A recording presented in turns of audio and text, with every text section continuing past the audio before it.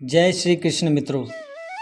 इस वीडियो में हम देखेंगे कि किस तरह से द्वारकाधीश श्री कृष्ण से मिलने के लिए भक्त सुदामा को कष्ट उठाना पड़ता है। यह उस समय की बात है मित्रों, जब सुदामा अपने नगर में भिक्षा ग्रहण कर अपने परिवार का पालन पोषण करता था।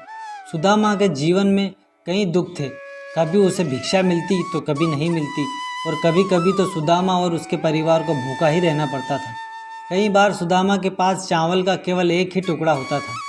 सुदामा उसमें से भी भगवान कृष्ण को आधे चावल का भोग लगाता और आधा चावल परिवार में बांट देता।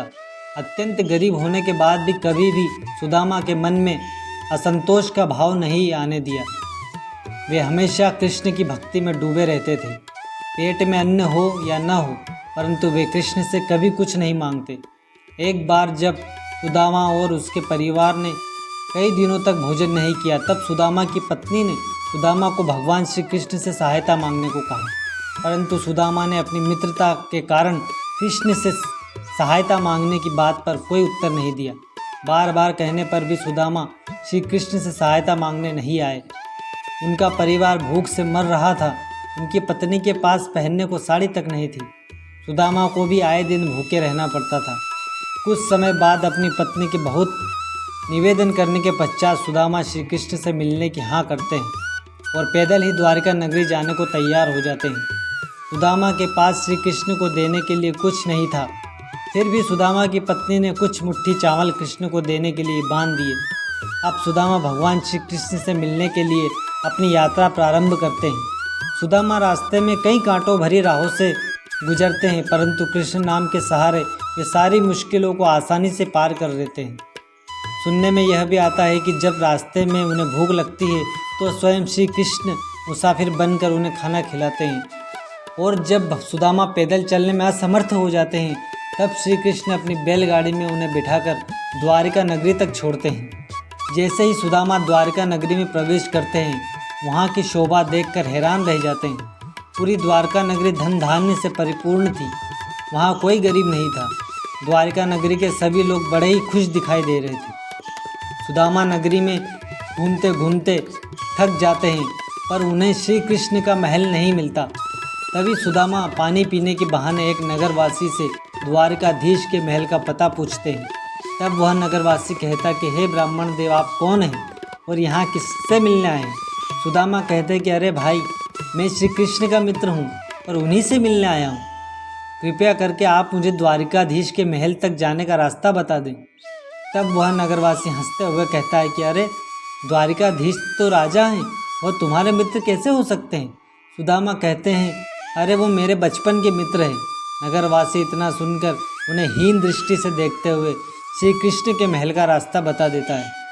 जब सुदामा श्री कृष्ण के महल की सीमा पर पहुँचते हैं तो द्वारपाल उन्हें रोकता है और पूछता है कि तुम कौन हो और किससे मिलना है?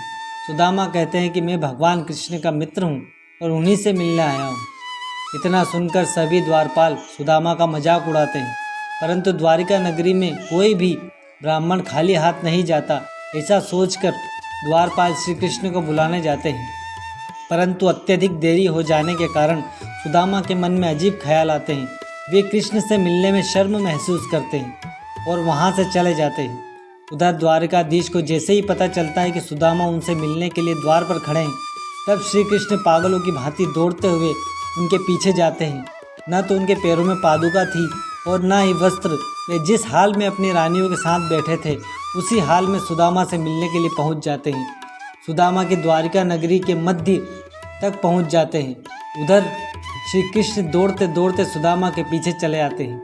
प्रभु श्री कृष्ण की इस बेचैनी को देखकर वहाँ के लोग अचंभित हो जाते हैं और सोचते हैं कि ऐसा कौन है जिससे मिलने के लिए स्वयं श्री कृष्ण नंगे पैर पागलों की भांति दौड़ रहे हैं।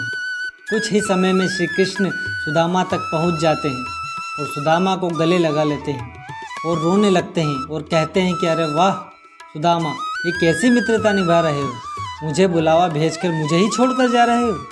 कृष्ण की ऐसी उदारता देखकर सुदामा मन ही मन खुश हो जाते हैं और श्री कृष्ण से अपनी इस गलती की क्षमा मांगते हैं। द्वारकाधीश श्री कृष्ण सुदामा के लिए एक रथ बुलवाते हैं और उस रथ पर सुदामा को बैठाकर समस्त नगरवासियों के सामने सुदामा की शोभा बढ़ाते हैं और उन्हें महल में लेकर जाते हैं। तो यही थी मित्रों कृष्ण और सुदामा की मित्रता की कथा। धन्यवाद। जय श्री कृष्ण।